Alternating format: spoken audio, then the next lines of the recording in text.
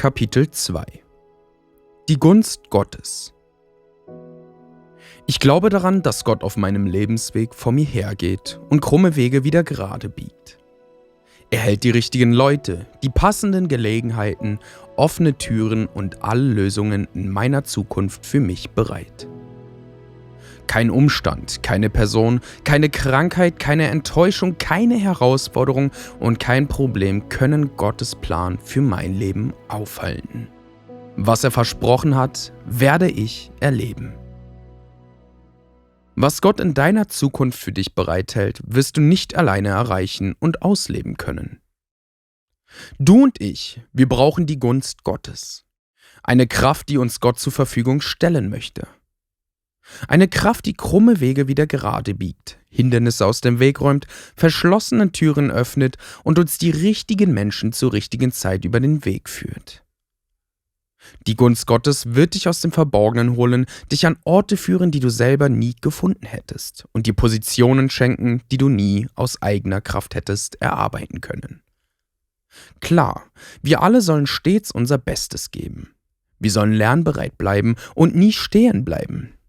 Doch auch die beste Ausbildung auf dieser Welt kann dir nicht geben, was Gott dir durch seine Gunst schenken möchte.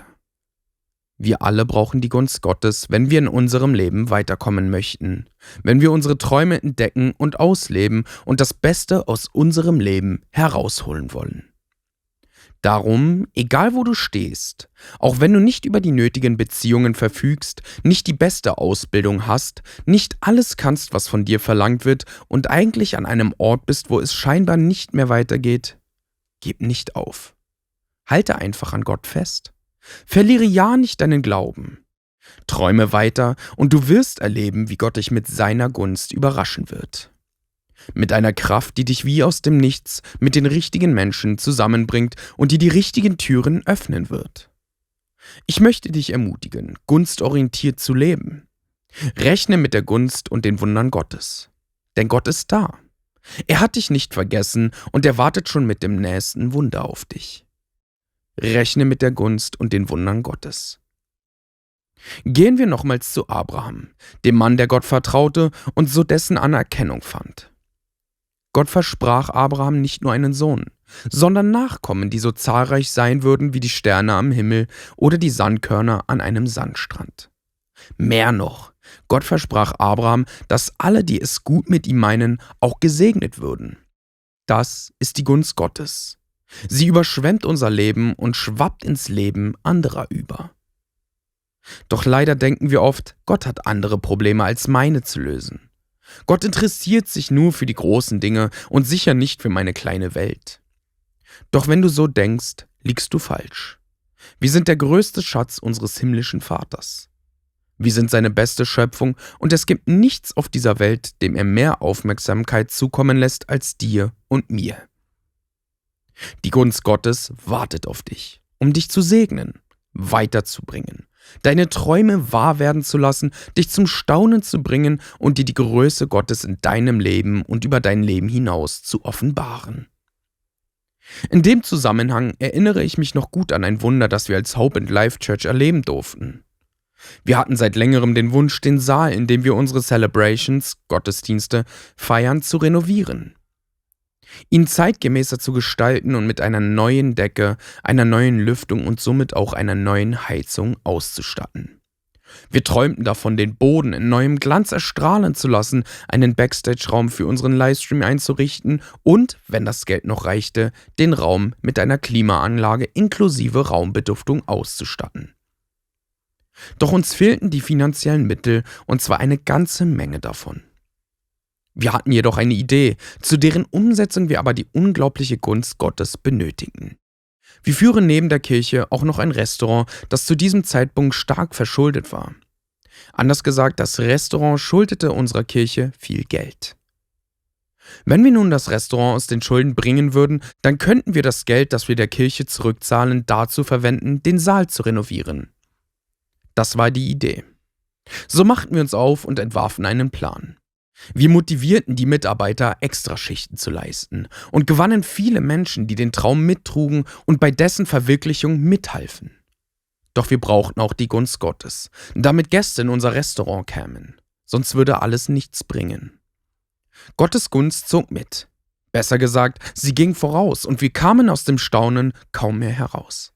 Wir hatten ausgerechnet, dass es mindestens 5 Jahre dauern würde, aus den Schulden herauszukommen, wenn alles gut läuft. Statt der 5 Jahre benötigten wir nun aber nur 3,5 Jahre.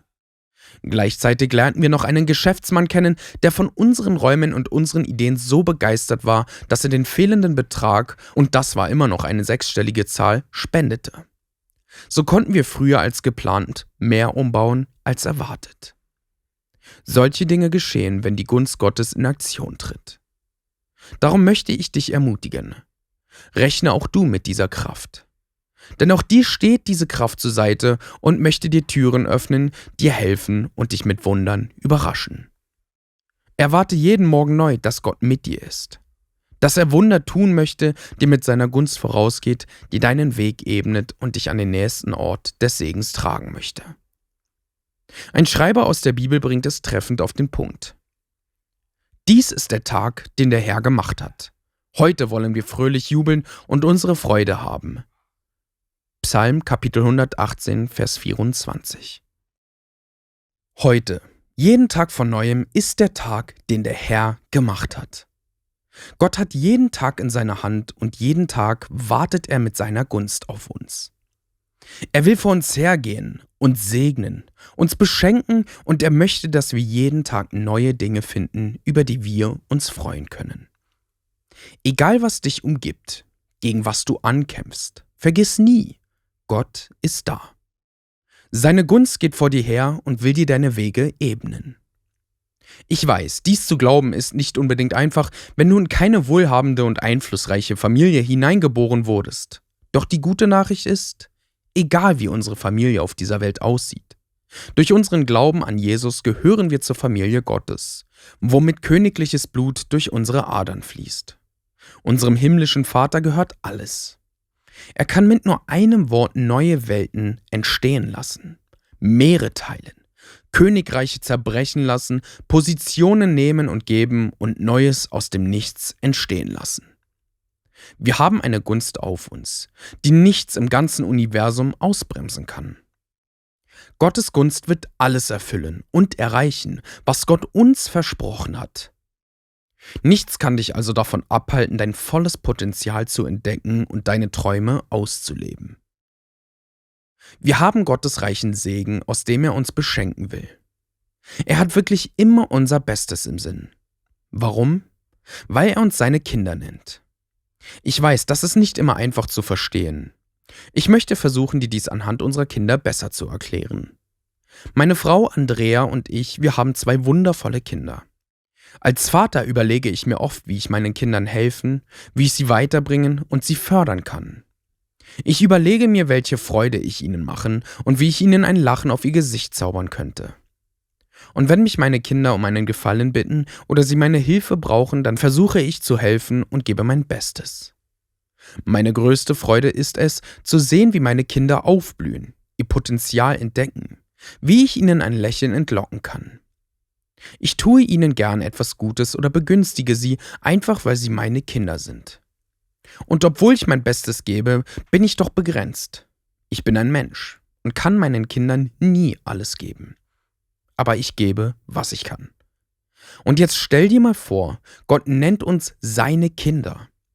Wird er dann nicht mindestens in gleichem Maß unser Bestes wollen, wie wir Väter und Mütter für unsere leiblichen Kinder? Mehr noch, Gott ist nicht limitiert. Er ist nicht durch weltliche Möglichkeiten oder fehlende Talente eingeschränkt. Nein, unserem himmlischen Vater ist rein gar nichts unmöglich. Und er möchte uns beschenken. Er möchte uns ein Lächeln auf das Gesicht zaubern. Er möchte uns segnen. Er möchte uns begünstigen. Er möchte uns geben, was wir brauchen und noch viel mehr. Gott möchte uns mit seinem Überfluss begegnen. Nicht, weil wir es verdient hätten, nein, weil er uns seine Kinder nennt. Darum dürfen und sollten wir jeden Tag von Neuem mit seiner Gunst und seinen Begünstigungen rechnen. Die Gunst Gottes ist da. Sie wartet auf dich. Sie möchte dir begegnen und dich beschenken. Rechne mit ihr. Erwarte sie jeden Tag neu. Jesus selbst sagt in der Bibel über Gott als unseren himmlischen Vater: Oder würde jemand unter euch seinem Kind einen Stein geben, wenn es ihn um Brot bittet? Würde er ihm eine Schlange geben, wenn es ihn um einen Fisch bittet?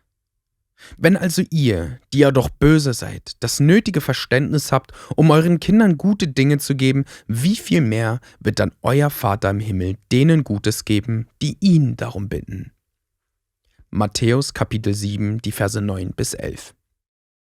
Gott geht als unser Vater mit seiner Gunst vor uns her und sorgt dafür, dass wir begünstigt behandelt werden. Warum beginnen wir nicht unser Leben entsprechend zu betrachten? Warum beginnen wir nicht wie ein Kind des Höchsten zu leben?